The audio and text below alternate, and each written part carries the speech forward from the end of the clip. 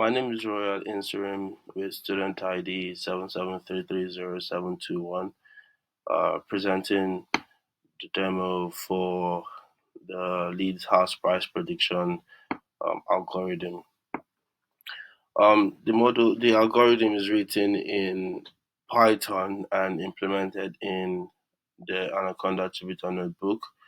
And today our demo is in three phases. We have the data cleaning and preprocessing with EDA. Next, we have the model selection and model prediction.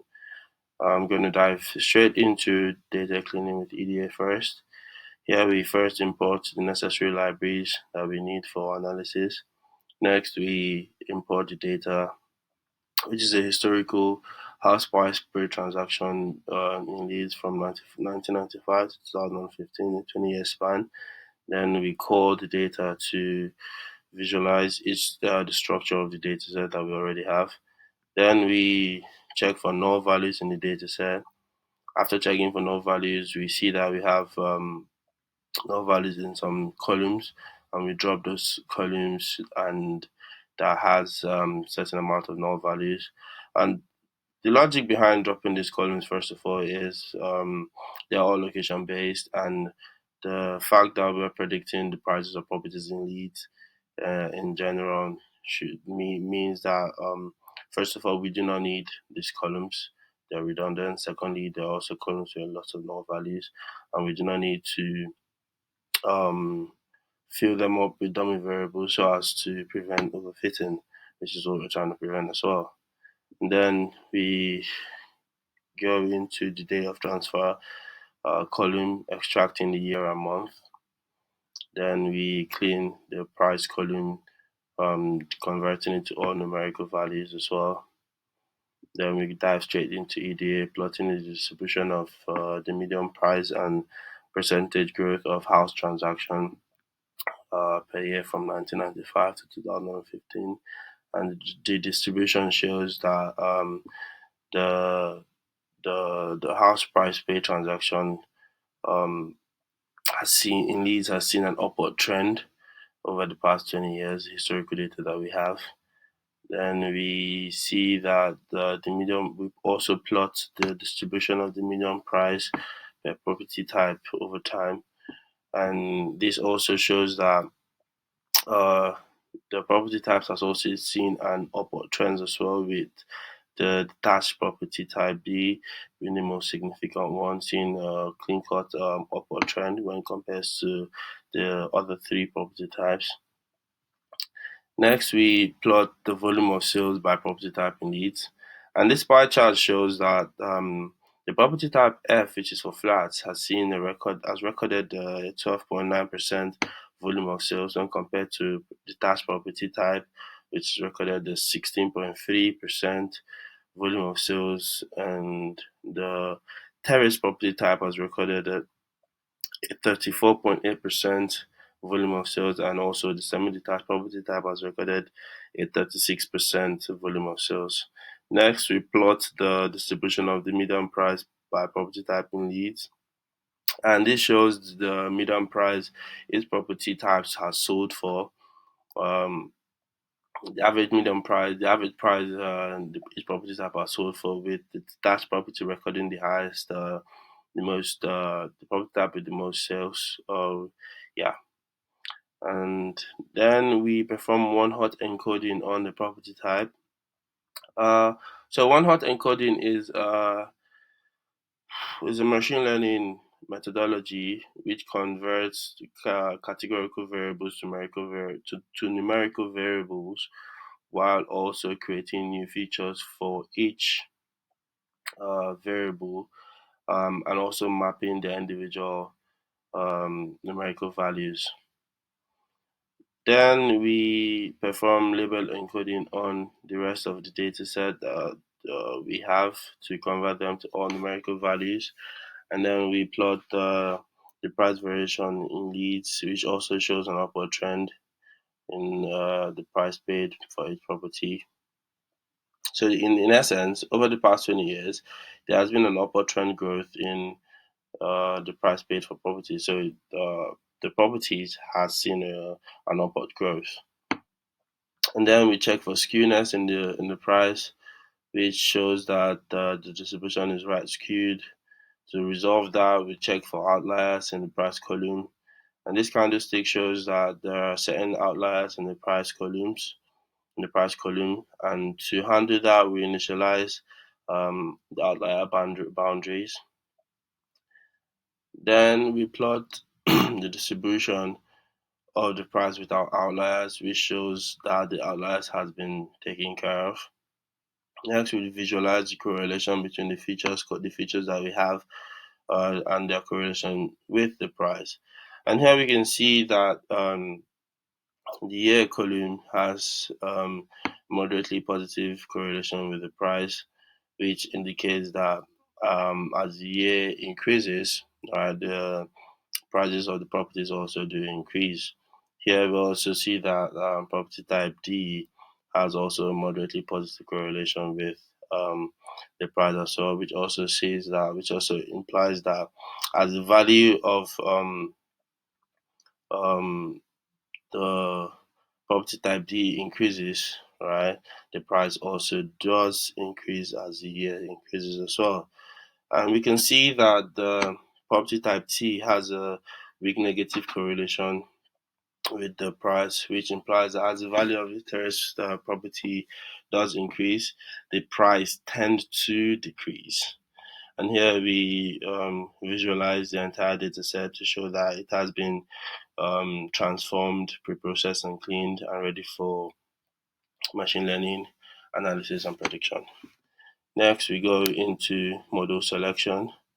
Now, in model selection, this is done on the test data, right? And we code the data and split it into training and test sets, and also call the various models that we tend to compare and evaluate to choose the best performing model for the analysis that we're trying to do. We initialize the models with appropriate parameters that boost performance, speed, and accuracy of each individual model. Then we save the results of the evaluation in a results directory that will enable us to call it out for easy access. Then we evaluate the models using cross validation, root mean square error, and test it on the evaluation metrics, root mean square error, and R squared. And when we call the results of the evaluation done on the different models, we can see that the gradient boosting regressor model is the best performing model with the lowest mean CV RMSE, the lowest test RMSE, and the lowest test MSE, while also recording the highest test R squared value closer to 1. And then we also perform automation to make the selection of the best performing model quite accurate, and the algorithm selects the best fit model as the gradient boosting regressor. Next, we plot the visualization of the comparison of all the individual models to show their distribution. We dive straight into model prediction. Here we call the data, and then we split it into training and test sets as well. With Then we define and train the gradient boosting regressor model with appropriate parameters to also boost analytical speed, performance, and accuracy. Then we evaluate the gradient boosting regressor model on test set with evaluation metrics as mean squared error, and R squared.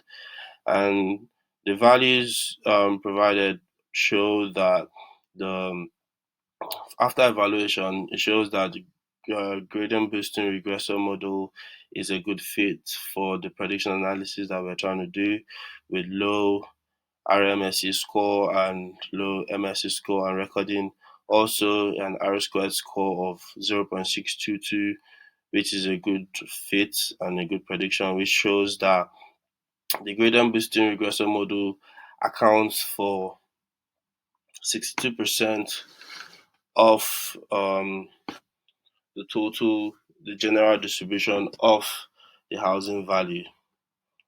And then we plot the visualization of the distribution of the actual and predicted price, which shows that the green, which shows that the green and the blue overlapping bars indicate that the model accurately captures the general distribution of the housing price in the data set, with the overlapping blue bars indicating a little over prediction, while the overlapping green bars also indicating a little under prediction as well. But in general, this shows that the model captures 62% of the general distribution of the housing values.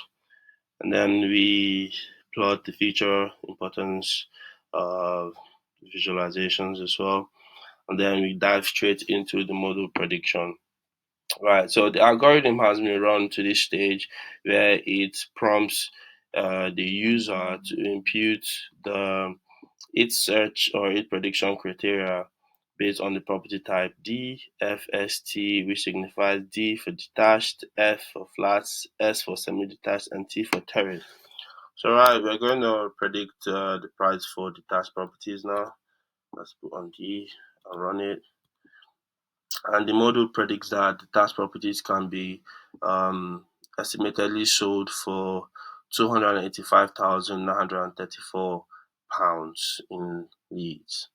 Next, we also test for other property type, and then we test for, let's say, property type T for terraced. And we run this, and the model predicts that property type T for terrace can be sold for £121,875 in Leeds. So this demo shows that my model works, right? My model actually predicts the prices of properties in Leeds according to user imputed property type criteria, right? It also shows that the gradient boosting regressor model is a good fit for this predictive analysis when it comes to house price prediction in Leeds, and it also shows that the algorithm functions totally and can be used for further analysis and further prediction, and can be also be modified and improved to make more improved predictions as well. Thank you very much.